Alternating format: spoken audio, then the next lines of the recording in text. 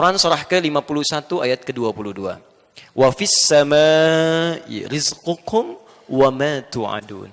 Di langit rezeki kalian kata Allah telah ditetapkan dan dijanjikan pasti diberikan.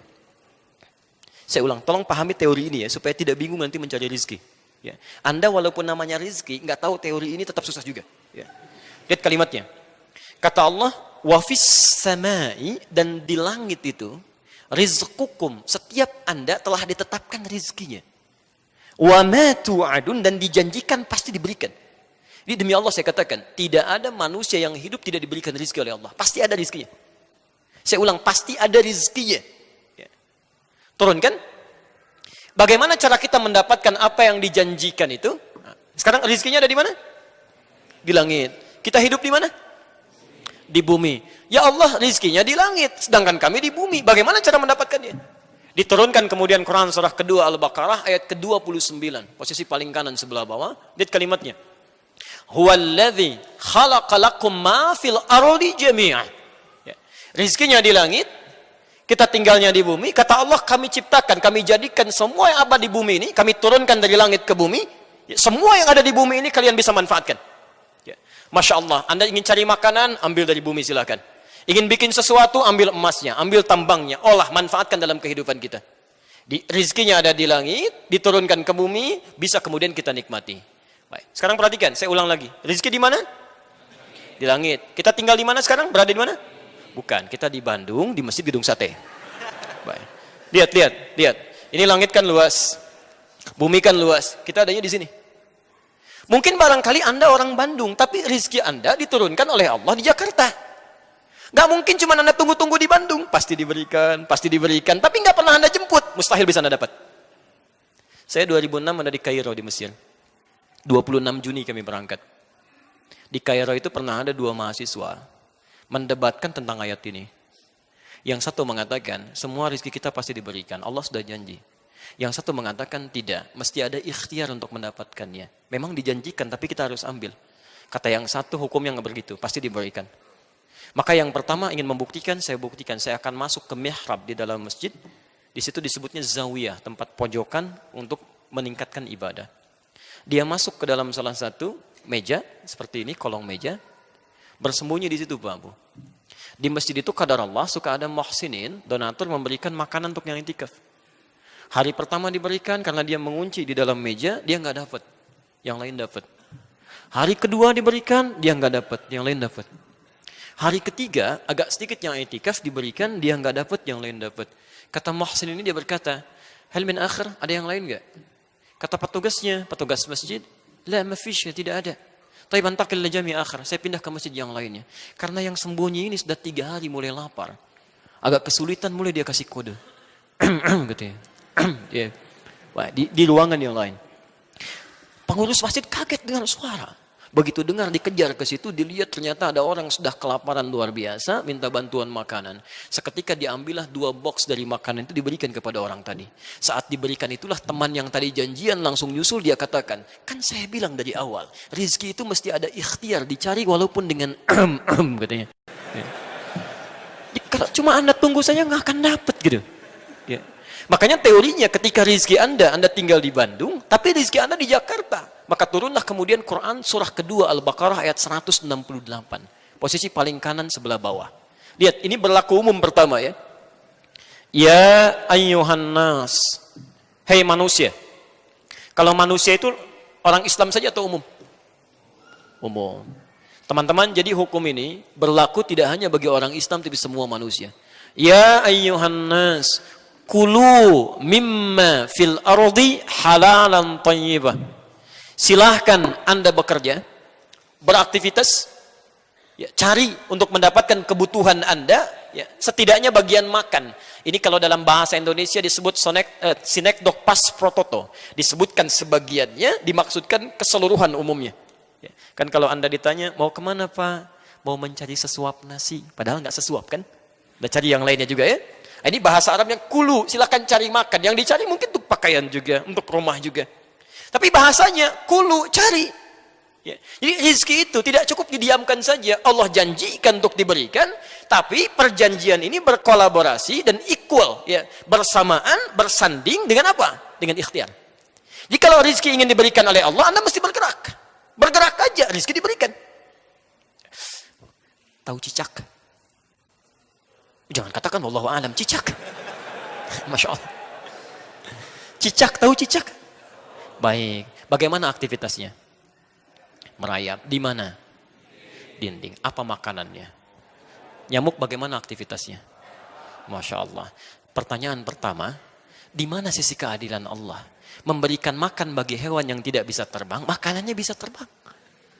Kalau nyamuknya jenius jadi permainan bagi cicak, itu cicak. Coba silahkan cek itu. Tapi perhatikan bagaimana Allah mengatur sistem kehidupan di sini. Asal cicak mau bergerak saja, rizkinya didatangkan. Orang tua kita cuma membuat lirik yang sangat indah, memberikan pelajaran besar di sana. Lihat kalimatnya, cicak-cicak diam-diam. Masya Allah, yang Allah minta pada cicak cuma merayap sekalipun diam-diam.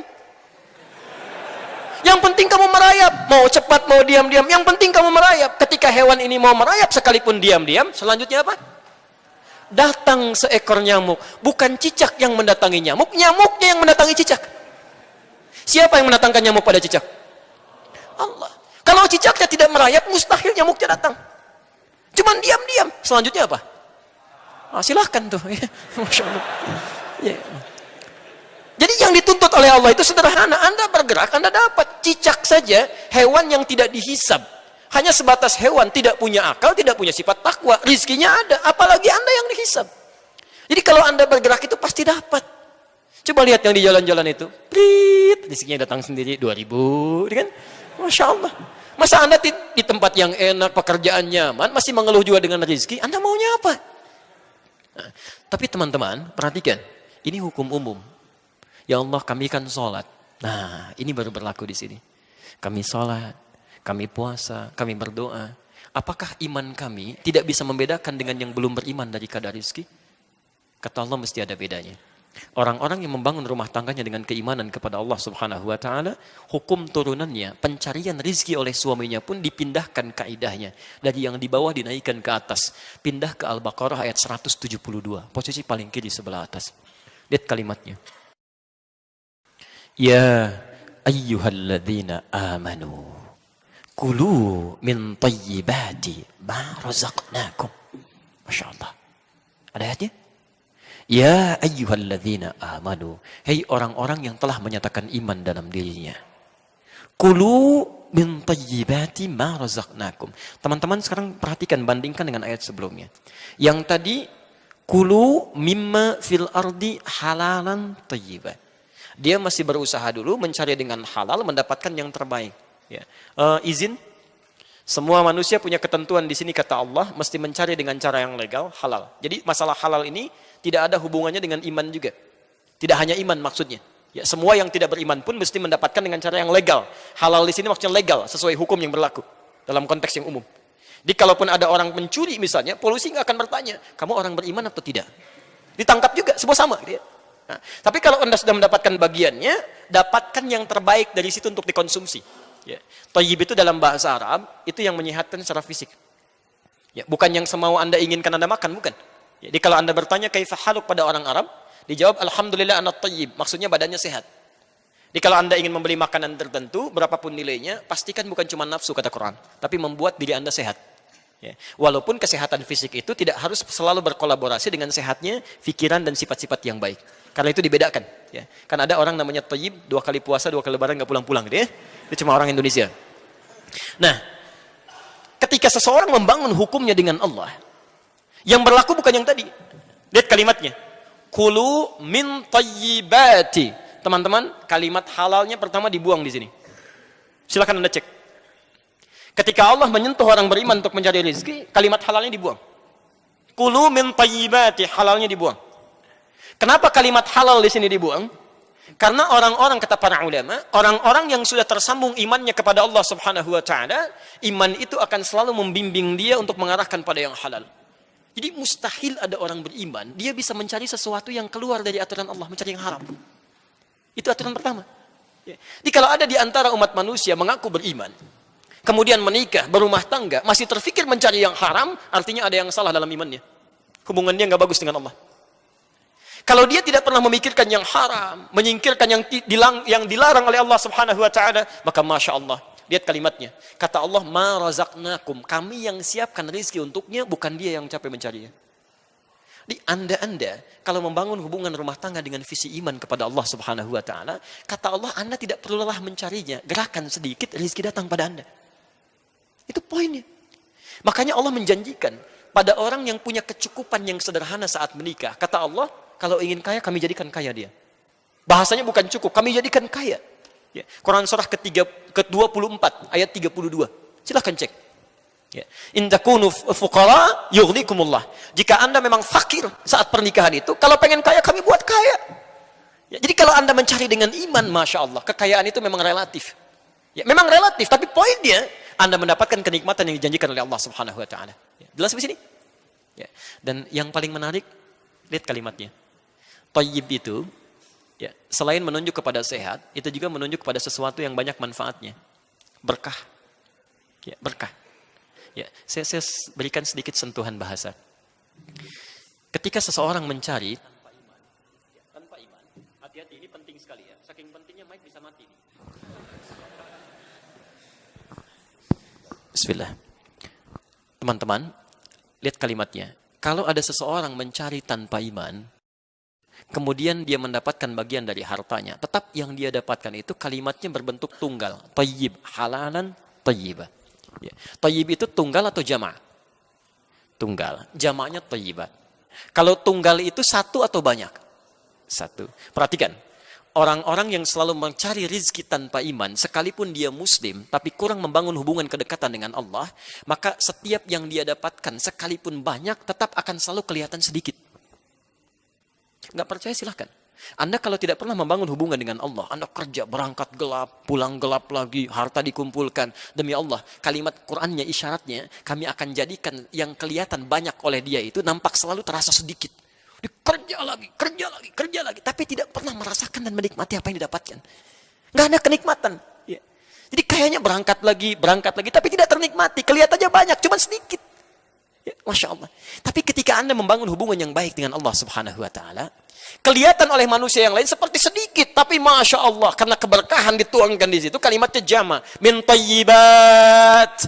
Sedikit ini kami turunkan berkahnya, sehingga terasa nyaman, nikmat, tenang aja gitu. Kalimatnya jama.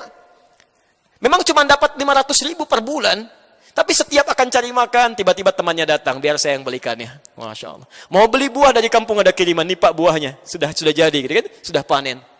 Saya punya teman dulu dari Bukit Tinggi, berangkat dengan kami ke Tripoli, Libya. Bekalnya cuma $50. Selama 5 tahun di Libya, kembali lagi, uang itu utuh Pak. Bu. Utuh, dibawa pulang $50. Tidak habis. 50 US. Dan niatnya luar biasa gitu. Ketika berangkat ingin memuliakan keluarganya, ingin membahagiakan ibunya. Orang lain bekerja musim panas, beliau kemudian bekerja juga tapi uangnya dikirim untuk haji ibundanya. Allah balas itu. Begitu pulang, ibunya berhaji, dimuliakan oleh Allah, menikah dengan baik, dan uang 50 US itu utuh. $50. Jadi ada orang-orang yang mendapatkan seakan-akan banyak tapi hidupnya nestapa, capek gitu. Tapi ada orang-orang yang kelihatan seperti sedikit tapi cukup, enak. Kan yang paling enak itu hidup yang pas kan? Pas butuh ada gitu ya. Pas perlu datang gitu. Itu kan yang nyaman gitu. Ya. Dan banyak itu kan bukan yang kelihatan. Kalau yang kelihatan itu belum banyak, masih kelihatan, masih kehitung. Banyak itu yang nggak kehitung. Jadi ada orang-orang yang hidupnya oleh Allah dibuat nggak mikir, saking banyaknya. Kamu nggak usah mikir deh, biar nggak capek ngitung. Yang seperti itu capek nanti tuh. Ya, disimpan, begitu mau tidur lihat berangkas lagi. Berkurang sedikit, balik lagi, hitung lagi gitu kan. Ini enggak. Yang megang Allah. Jadi begitu dia butuh, kirimkan. Hidupnya enak, gak banyak pikiran. Coba pilih mana? 5 miliar dalam sebulan tidak berkah. Atau 500.000 berkah. Dan tidak ada pilihan ketiga. Dan tidak boleh maksa.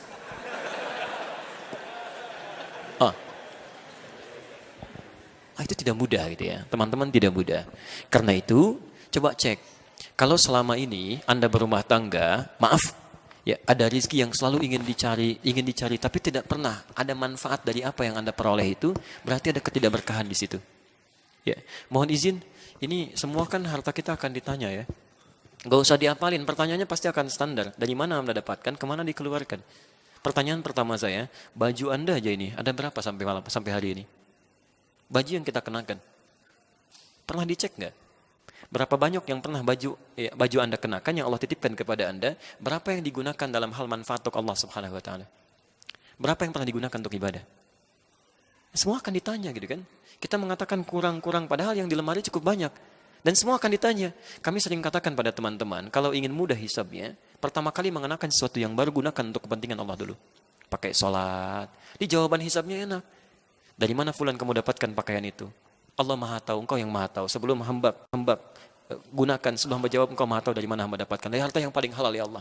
Kemana engkau gunakan pertama kali? Untuk sholat menyembahmu ya Rabbal Alamin. Dan engkau tahu, Maha tahu tentang waktu dan tempatnya. Anda kalau punya baju pertama kali digunakan apa?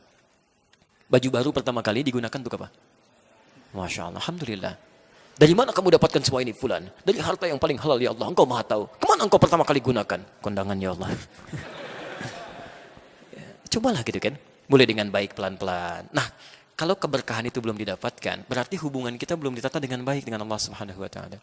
Jadi, visi yang pertama, ya coba cek dulu setelah berumah tangga, coba lihat bagaimana kita membangun kedekatan dengan Allah Subhanahu wa taala. Yang terakhir bagian nomor 1, Mas. Ya, karena baru 1 ini yang kita bahas. Ada orang yang hebat.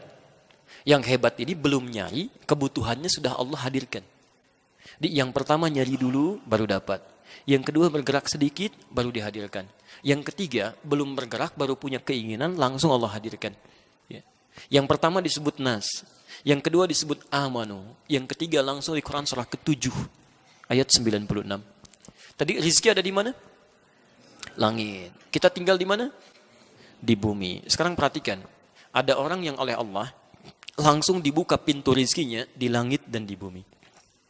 Kalau pintu langit dan bumi dibuka semuanya, ini dibuka langitnya, buminya dibuka. Dia tanpa bergerak pun, kalau cuma ingin dia dapatkan itu. Siapa orang ini? Walau anna ahlal qura amanu wattaqau lafatahna alaihim barakatim minas sama'i wal ardh. Kalaulah satu penduduk negeri, Anda sebandung semuanya dengan izin Allah, beriman kepada Allah, plus tingkatkan takwa. Takwa disebutkan 115 kali dalam Al-Quran. Turunannya, salah satunya bentuknya ibadah. Puasa disebut dengan takwa. La'allakum tattaqun. Al-Baqarah 183. Haji bakalnya takwa. Al-Baqarah 197. Wa tazawwadu fa inna khairaz zadit taqwa. Salat bagian dari takwa. Baca Quran bagian dari takwa. Tahajud bagian dari takwa. Infak bagian dari takwa. Kalau Anda bangun rumah tangga dengan peningkatan takwa kepada Allah, demi Allah saya katakan, kata Allah, la fatahna alaihim barakati minas sama'i wal ardh. Kami akan buka semua pintu-pintu keberkahan di langit dan di bumi, dan tidak ada perjalanan kehidupan rumah tangga itu kecuali nikmat aja. Di mana ada kegelisahan juga enak, Pak. Ya, nanti saat masuk ke fase-fase persoalan rumah tangga, itu keindahannya yang besar jadi kecil, yang kecil tidak akan membesar.